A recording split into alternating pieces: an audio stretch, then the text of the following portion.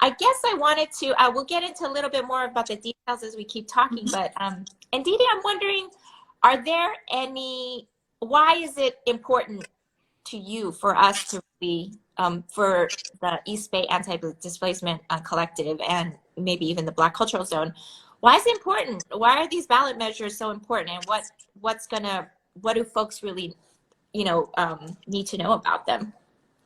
Yes. And so as EBAD came together, we primarily deal with just issues of displacement. And so it may seem out of the ordinary that we get involved or intervene or even talk about political issues that are happening.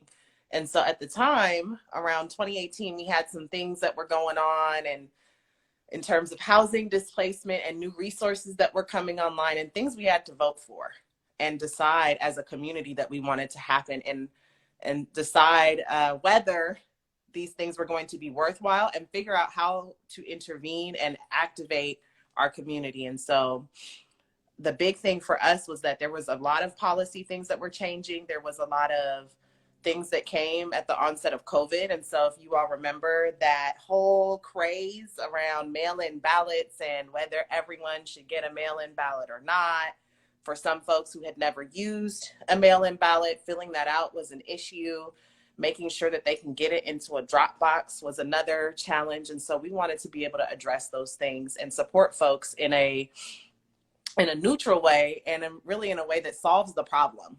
And so our efforts are to work with organizations just like Oakland Rising, who really give that in-depth analysis and provide support and some of those key reminders around voting down your ballot, how ranked choice voting works, ensuring that we are fully prepared and confident when we submit our ballots, and especially on our ballot measures. And so our main goal here is to really have some open conversations and say, I don't understand this language around this ballot measure because it's written funny. And so those are things that we want to be able to address in a comfortable way and in a safe way that provides dignity and access for our people. Yeah, and so it's really, like Oakland Rising I'll be there presenting, sort of some of our endorsements, and we'll be talking specifically for us around Measure W and Measure T and Measure V, and really promoting those things. So you can come and learn how more in depth about those, but we'll definitely be going through all of them. And that's the thing, right? Like I wonder, this is the work that I do, and this is work that you do. And so like reading through the ballot measures, I had to read all of the actual ballot measure language, and I was like, whew, man, people are never going to understand this. It's You know what I mean? Like, confusing. it feels like it's made to be inaccessible. Yes, it definitely is. And so in these situations, what I typically do is when I get my ballot, and so I wanted to show on camera, I'm going to cover my address because I don't need any Yes, impromptu no, visits. yeah, we don't need But that. I want to show what your ballot looks like when it comes in the mail. So it comes in this envelope, and it's really important that you look out for it. I remember in my apartment in East Oakland, when ballot mail would come, they would just dump it in a bin and send it like back for return to sender. And people would just have stacks and stacks of ballots that they would just ignore and treat as junk mail. And so this is what your ballot looks like when it comes in the mail. Please don't throw this away. Utilize this. They also come with different information resources on how to return your ballot. So all of these things come to your house. So making sure you pull it out. There's a lot of different election mail that explains what the ballot measure language looks like. And so saving those in a file as they come. And so I have a big stack of all of the election mail that I've gotten from the county registrar of voters and all of the candidates and ballot measure mail as well, because you want to be able to review those things. And so for us on Wednesday, we bring all these items. Bring your ballot, bring your election information package so you can look and mark up these things with what your thoughts are. So when you sit down to finish your ballot or go to the polls, you're able to have all of your details in front of you. And so that's a big thing for me. Bring your ballot or bring a piece of paper, something to write on. bring your information packet so that you can write on it and say what you feel to yourself, so you have those notes. Yeah, and if when you come on Wednesday, if you do come, we'll be live streaming it on our Facebook, Oakland Rising's Facebook. So if you're going to be doing it from home, or you're going to watch the video later, definitely have those notes, be ready. If you are able to sign up and join us, there's going to be some yummy food and cocktails and just good company, good music. But we will be offering you a sample ballot so that you can actually mark that one up and take notes. And we're hoping to have a fun little like kind of game while we're there, so that you can be part of the conversation. And I think that's an important piece to this, right? Is so many of our, how do I say this? This electoral system is not made for us. No, It's not absolutely for not. our people. It is built and continually like rethought of, retuned to find ways that we cannot be to be accessible to our people, right? It is designed from the very beginning to leave out Black folks, to leave out people of color, to leave out poor people, to leave out immigrants. It is meant to do those things, but we have a right. So, so as we do this, we want to ensure that folks know what to do. So I know that you're tapped into it, but if folks haven't got their mail-in ballot, do you know where folks need to go? Well, actually, today is the last day to receive your mail-in ballot. So if you have not received your mail-in ballot, you should go to the Alameda County Voter Registrar's website and check your registration status. Be sure to check your registration status, because if you aren't listed as registered, you are able to sign up and get registered to vote at your polling location. And so you can also go to oaklandrising.org, which has a wonderful page called Know Your Voting Rights. I love this page. I use this personally to make sure that I'm on point and that all of my links are in order. And so that's what's great about Oakland Rising, is that they organize this information for you all. So all you got to do is point and click. And so there are plenty of links to help you along the way at oaklandrising.org, where you can track the status of your mail-in ballot if you sent it. If you are missing your mail-in ballot, you can check your registration status and find your polling place for your address so you can go and register the day of. You are able to register in person the day of, as long as you have valid ID and something that has your name and address on it for your polling place. So make sure that you have those two items. You can also check for your nearest drop box for your ballot. If you have your mail-in ballot and you're all done and it's completed, you've had some food, you've had some drinks with us, and it's time to send it in, you can also check for where to send your mail-in ballot and or where to find your drop box. And so the big thing about these envelopes is that you don't need postage. The postage is paid for. Please don't rustle up a stamp. If it's sitting in your car and it's November 8th and you forgot about everything, make sure that at the very least you are able to fill it out and drop that envelope right back in the mail. It will get there and your vote will be counted. And what's really important, I don't know if I don't have my ballot with me, but Ndidi, can you show the back of the envelope that when you fill it out, because you actually need to sign it. And it needs to be as close to the signature on your voter registration when you register to vote, so that folks know that. You have to sign that in order for it to be valid. And Alameda County voter registrar will sometimes discount those. They'll just throw out those ballots, but they're supposed to cure them. You're supposed to reach out to you and say, hey, you didn't sign it, so that you can cure it.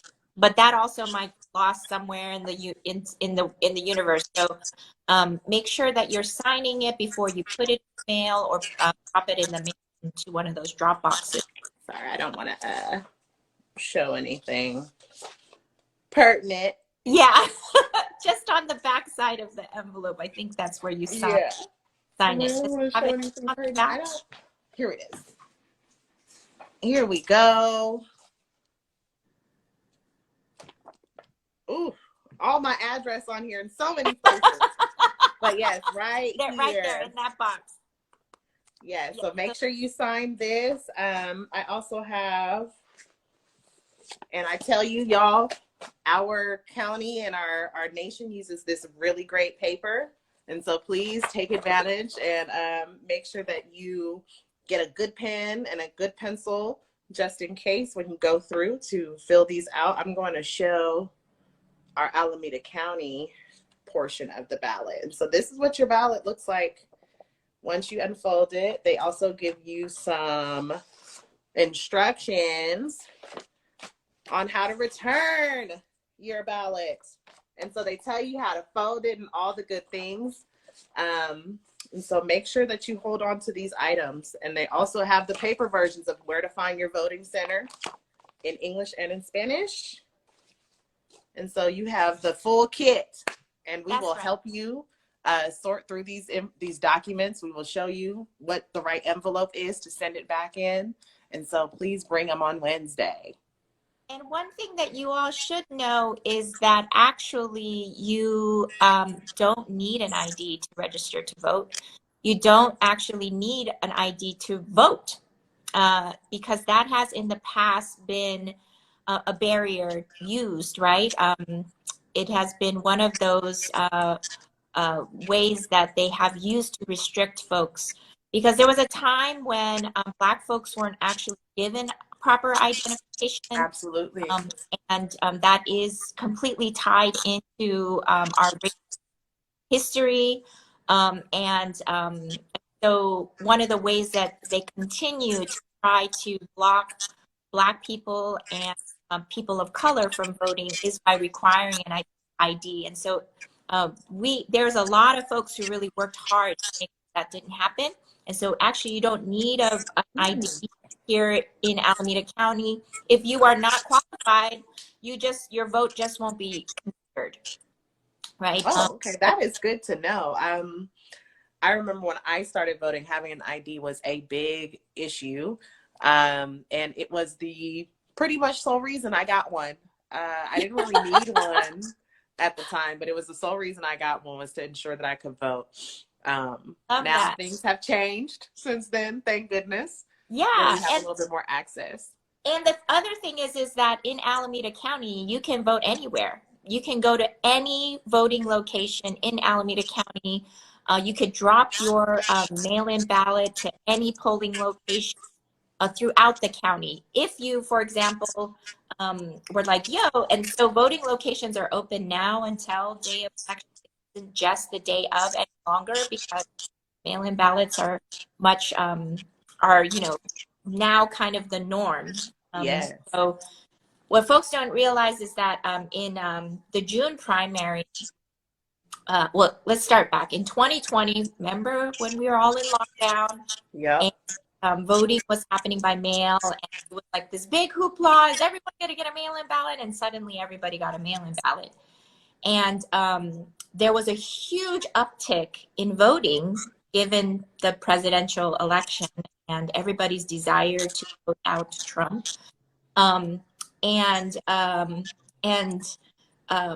We had, I think it was like 68% of folks who voted by mail. That's amazing.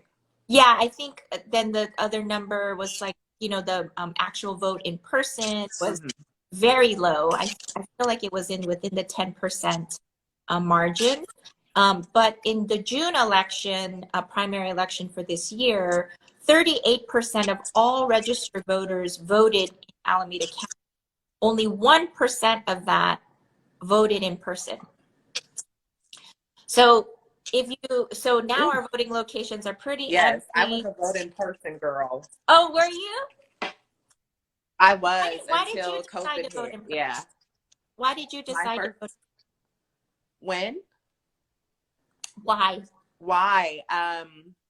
So when I started voting, I was actually in Davis, California. I was a first-time voter in college. And so I was in Davis, California, and they made it pretty easy for students to go vote. And there was a polling location that was on campus. I wasn't, at the time, you weren't able to go to any polling location in Yolo County. And so you had to go to your specific one. And so for me, when I went, I had to go actually just across the street where we have the farmers market every.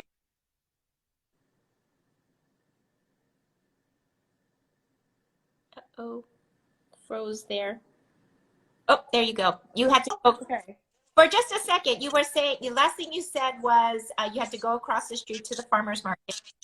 Yeah, so where we usually host the farmers market in Davis, California, and use that polling location. And so it was people I knew from going out to the farmers market every weekend. It was the same staff who were staffing the polling location. It was just very accessible. And see, even in Davis, if you were a student, your transportation was free. So the whole bus line was included in your price of tuition. So you can go anywhere in the city for free. You just hop on the bus. And so if I didn't want to walk the whole 2 blocks all the way to the polling location, I could get on, a refurbished double-decker bus and get dropped off right in front of it. And so it was really easy.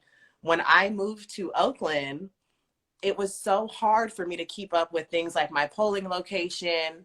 I would constantly get election mail where it tells me, hey, your polling location has changed. And I'm living, in deep East Oakland, around 73rd. And my polling location is way in the 50s, at the end of the 50s. And I'm like, that is about a mile away for me to go and vote in person. And so I was really pushing hard to vote in person as much as I could. And then COVID happened. I got my first mail-in ballot in the mail, and I took it to a couple of these different ballot parties and candidate forums, and I would take it with me and I write my little notes in my little piece of paper that I had in my envelope. And that was my first time doing a mail-in ballot. It was difficult.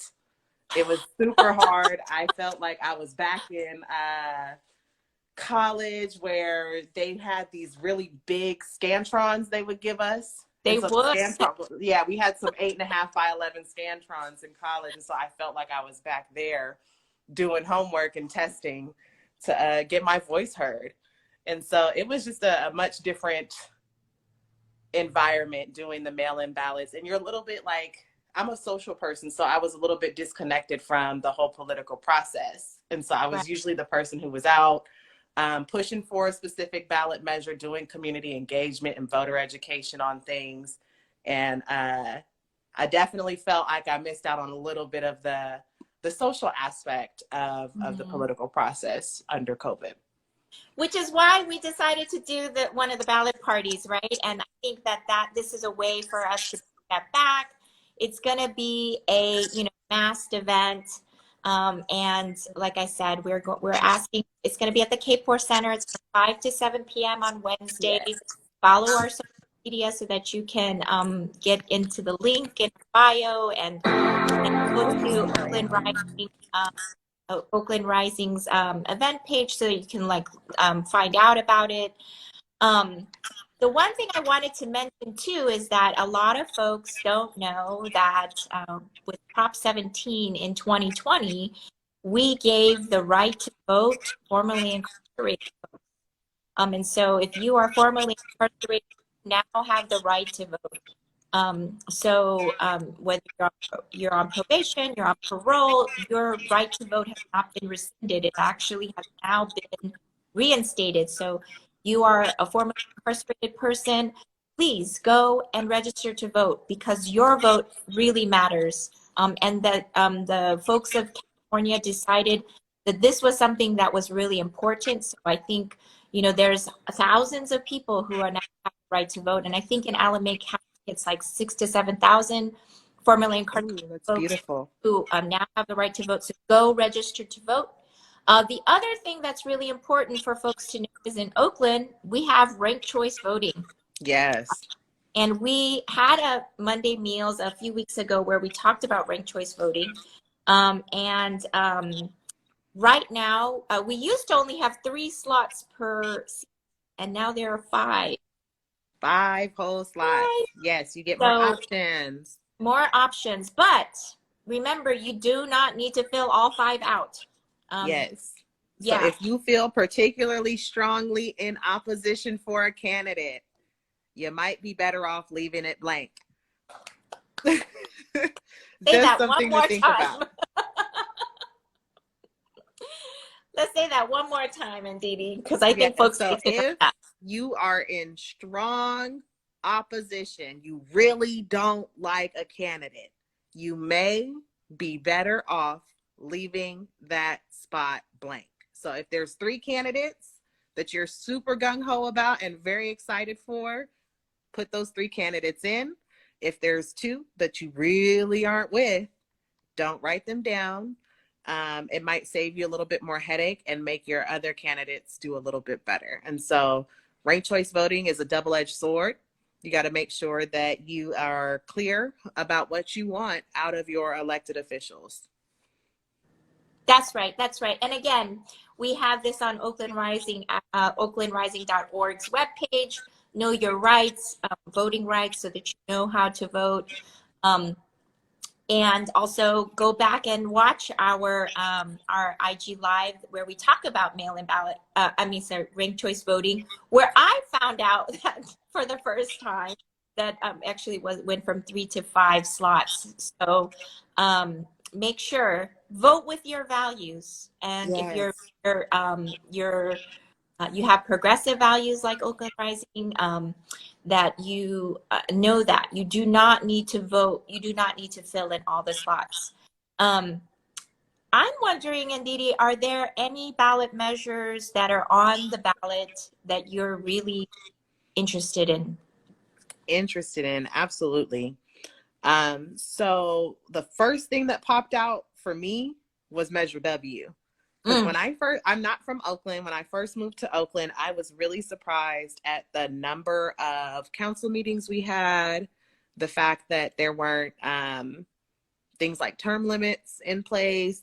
That was all kind of new to me, coming from other California municipalities. And so Measure W is really one of the ones where I'm like interested in seeing how things work and how, our city and our county just tend to have a little bit more money than some other places. And so it's interesting to see what some of the reform and the clarifications around how we should handle those things and how our political officials should handle those things. So that's one I'm interested in.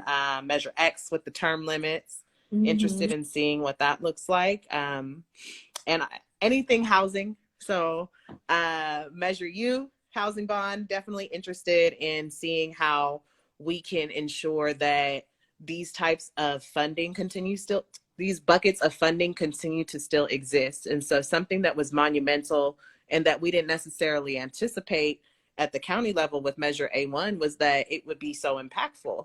And so Right. that was something where, other places hadn't experienced having a housing bond dedicated to increasing affordable housing in their area.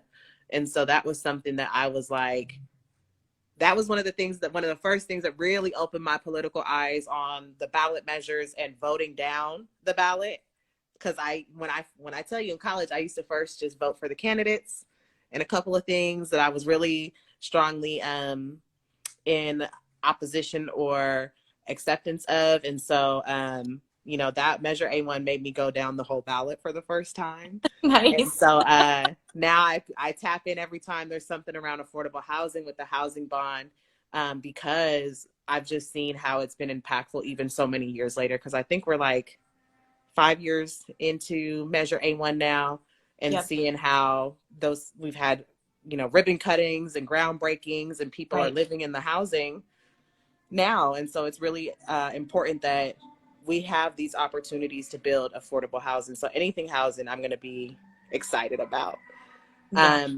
Something else that popped out for me was Measure R with adding gender neutral language. And Mm, so I saw some of the things like they'll be changing fireman to firefighter and right. things like that. That's really important. And And that's gender something that some of us pronouns. have already done, but to Yeah, and formalize it. gender neutral pronouns. Yes, gender neutral pronouns will be accepted in things like our city charter. And so I think that's one to look out for as well. That's great. I'm looking, Oakland Rising is really interested in teaching folks a lot about Measure T.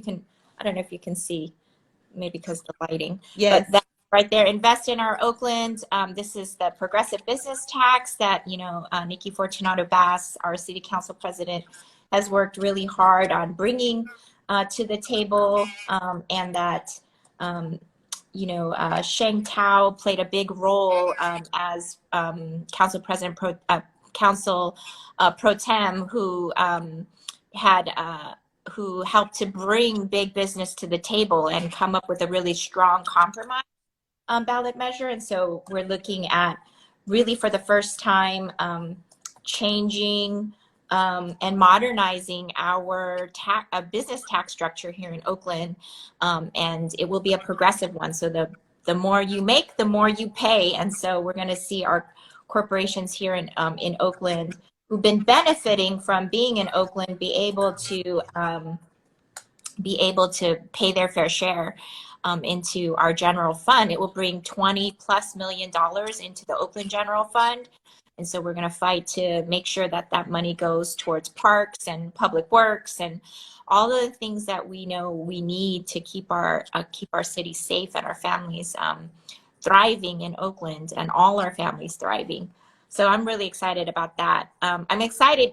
The Measure W, I won't go into too much because it's pretty wonky, but excited to possibly bring Democracy Dollars program here to Oakland.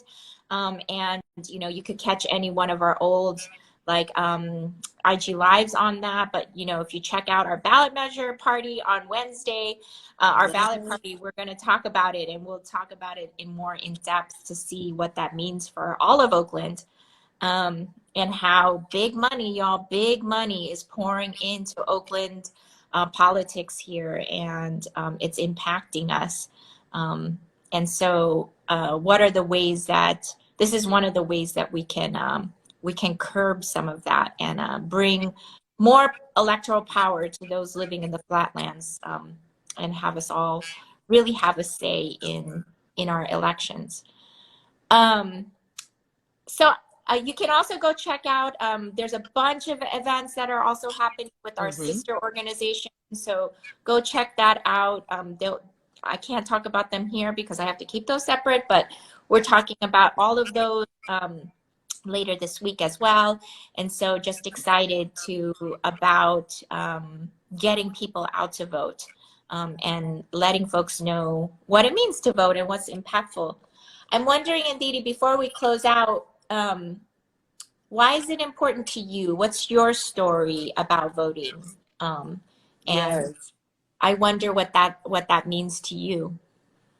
Yeah, I am the daughter of immigrants, and the daughter of a Black woman, Creole Black woman, from the South who resettled in Denver. And I have older parents for my age group. So God bless her heart. My mother just turned 70 last week. We just celebrated her birthday over the weekend. Yes. So my mother lived a life where she was not able to vote, and it was normal. And so she was coming up as a teenager during the civil rights movement, and was a young adult and a young mother in her 20s during the Black Power movement. And so voting and not voting and being a part of that struggle was part of her lived experience. And then as I was coming up and approaching my father about things like voting, he's a Politico, loves CNN, and that's just, the TV is on that all day. And asking him about, things that he was interested in, and him sharing that he's not able to vote as an immigrant.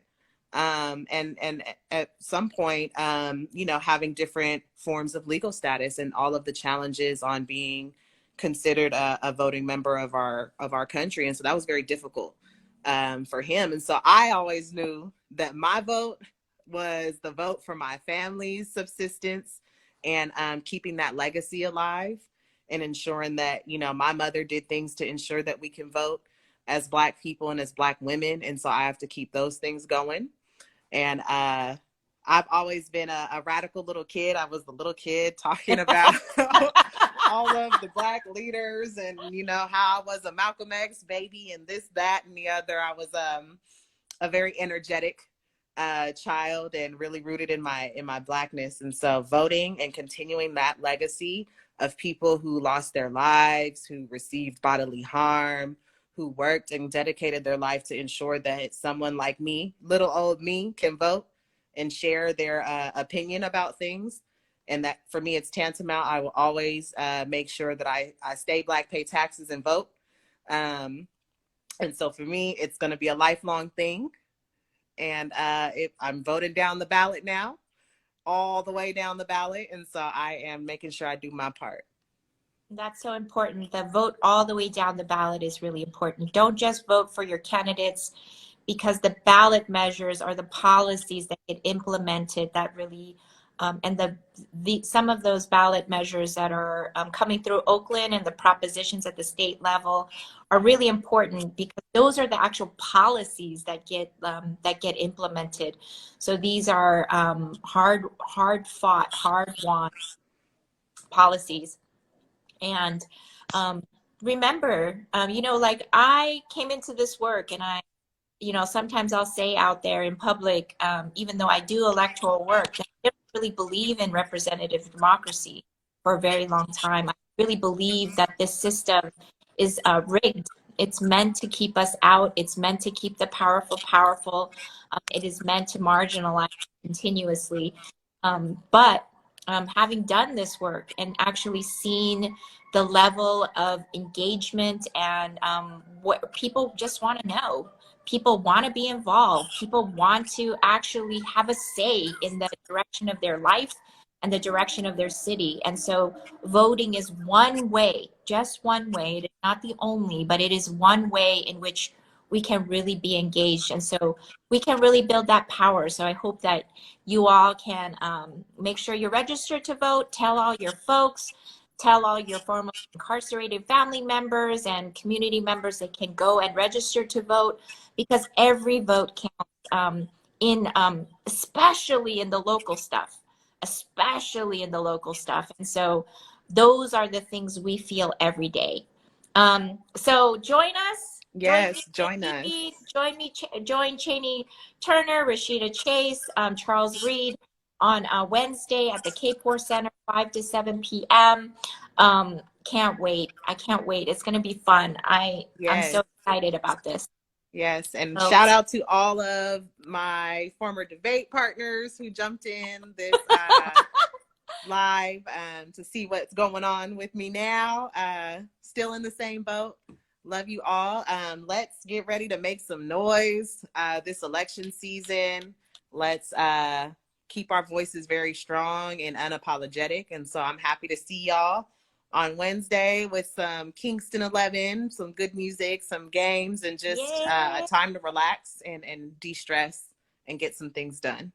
That's right. We can have fun, and that's the vision and dream that we're looking to, is how we bring a lot of joy into our lives, and how that joy is what we're building, and we're fighting for that. So thank you so much, Ndidi, for joining me.